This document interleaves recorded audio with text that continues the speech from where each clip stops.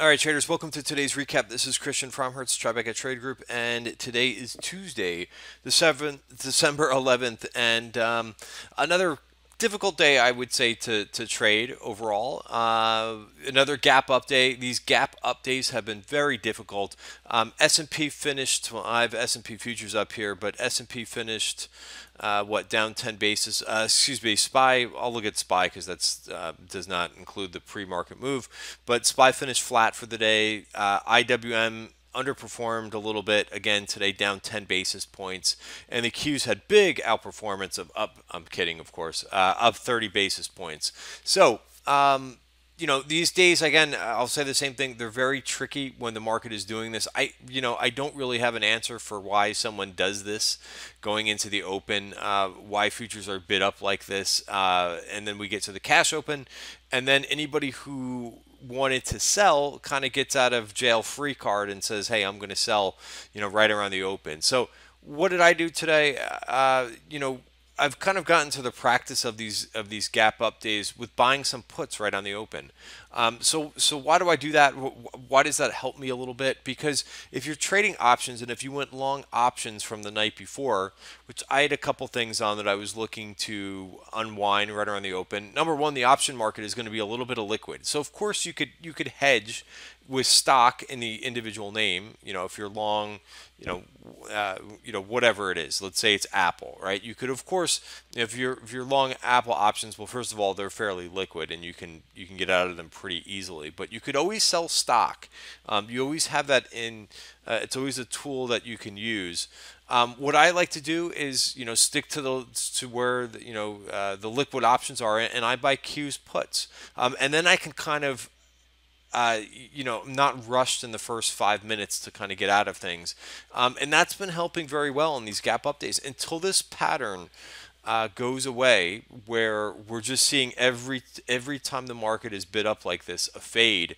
I actually bought them here. I said, I'll see if this, I think I hit one target, and I said, hey, if we manage to take out the opening range, I'll cover those. I'll get rid of those puts.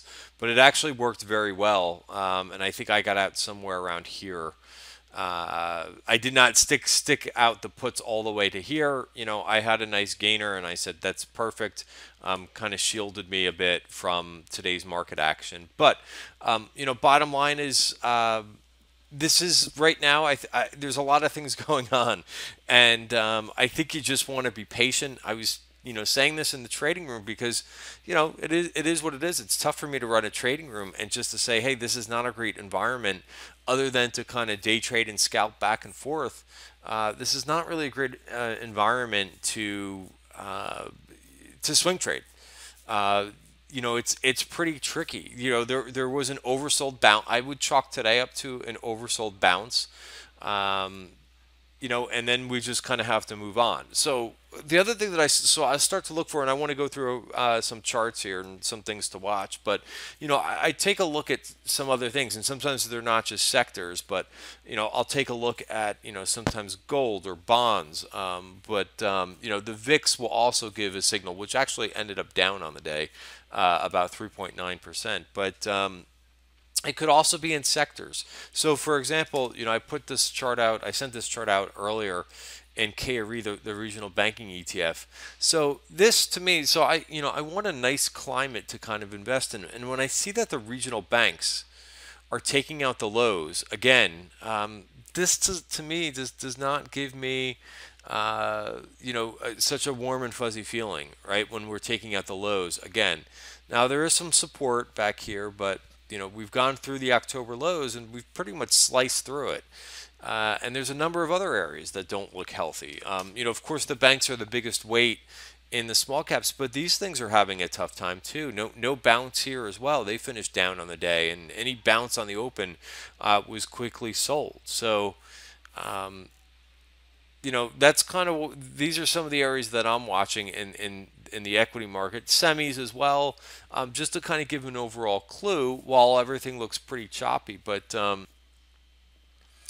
you could see IWM versus SPY is something else to watch. And for a while, towards the end of October, IWM started to outperform large caps. So small caps were outperforming large, and then we had a little bit of digestion, and you could see this is also, has taken out the lows.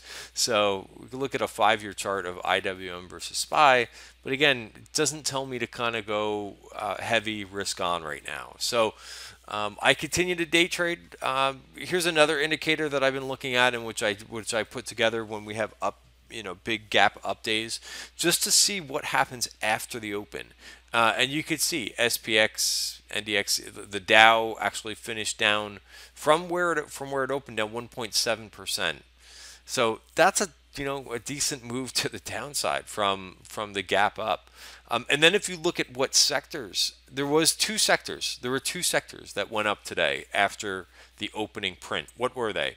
Utilities and consumer staples, right? So here's another chart that I want to go over. I like to go over about 5 of these.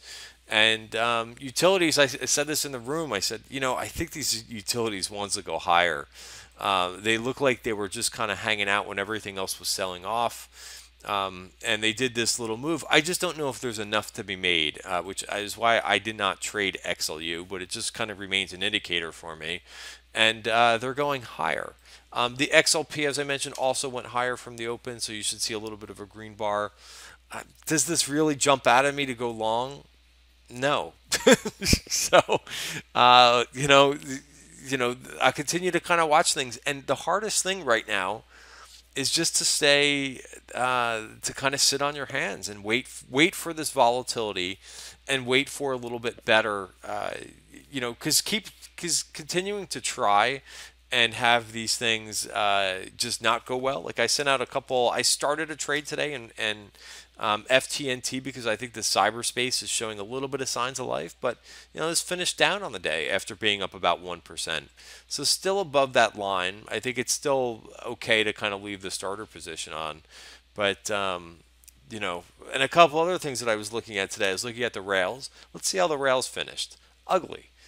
Down 30 basis points, and again, right from the open and down. So I talked about there was a nice hammer bar yesterday on the 200-day moving average. UNP, also we saw a little bit of call activity in this rail name yesterday, but I'll just kind of sit and wait, because I just think I would rather preserve capital than put on swing trades and really get chopped up in this market. Again, swing trading is where I've been able to make a little bit of money, but overall, looking at this pattern, there's a good comment that I saw on Twitter, but this is not rocket science. But in bear markets, what happens is we start at the highs of the day and go down. In bull markets, we usually start either flat or down, and we move up from there. So we're not in that environment right now. It's a challenging environment. So I mentioned the banks. Look at the banks rollover from the open. So I'll kind of start going over today's option activity. We'll talk a little bit about that. There's been XLB puts the last couple days. That's why I have that one up.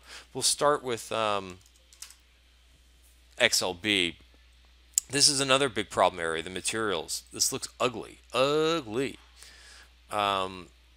And then we'll talk about where they bought the KRE puts, because I think that was one of the better signals. I did not take that today. As I mentioned, I already had Q's puts on, but they bought puts. This was a pretty good order. They bought puts right around the open today, and they made some money on those.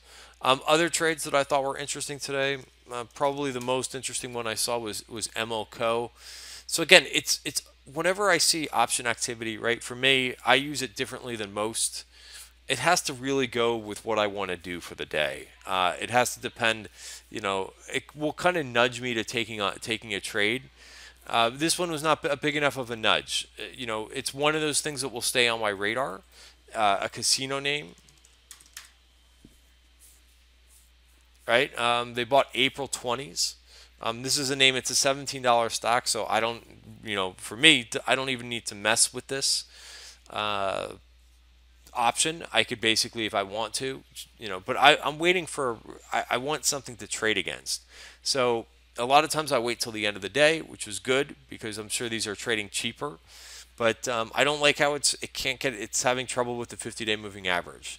So Again, I view these as trade ideas, things that we see on the tape. Because again, if you're straight up following option activity, a lot of these guys who are buying this, are hedge funds, and a lot of these hedge funds are down for the year. So, do I want to follow negative performance?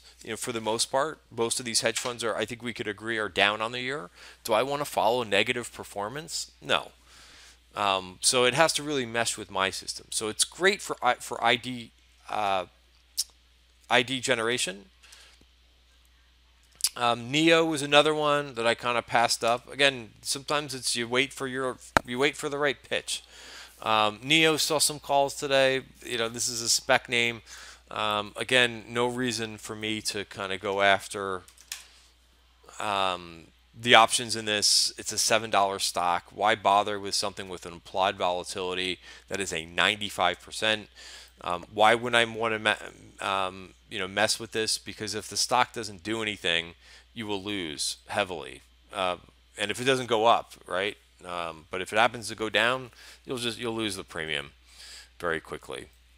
Those are February 10 calls, right? So somebody's expecting a big move for that one. A couple other trades.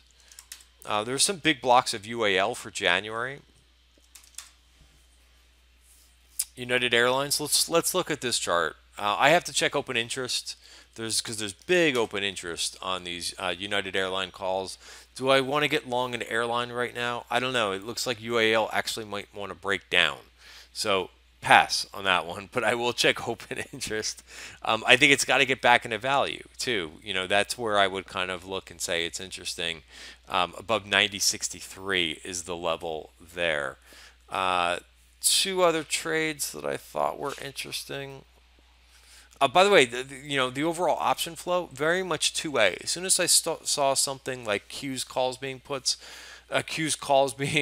being bought, excuse me, I saw Q's puts being bought. So we saw that in a lot of the major indices. Like as soon as you saw SPY calls, then you saw SPY puts. So very two-way flow. Roku, there was a dip buyer in this one. Autodesk, Foot Locker, nice looking Foot Locker trade. Foot Locker, remember, had good earnings. You could see this was the VPOC that was taken out on the run. Something to kind of keep an eye on, I think, Foot Locker. Autodesk, short-dated calls. They didn't really move too much from, I think you could probably get these cheaper as well. Autodesk back below the 200. But these are all names to kind of keep an eye on. A couple other names that I was watching today. I day traded Twitter unsuccessfully yesterday. What did it do today? Fade. It was really high around, I think, 11 o'clock. And that's an ugly looking bar where it tries to break out. Hit 35.74, down a good chunk from there. So if you were quick and you happen to stay with it, you could take some profits. But again, one of those things where if you go out and get lunch, pick up lunch or something, you could lose half your profits. So again, a very difficult trading environment. And for me, I'm just going to wait until this kind of clears a little bit. Continue to day trade. But as far as swing trading, I would rather not trade just to trade. And I think it's too difficult in here. We do not have a trend. And I see more things moving down than moving up. So for now, just be patient and we'll get through this. And then that's it for today. Thanks for watching the video. Have a great night. See you tomorrow.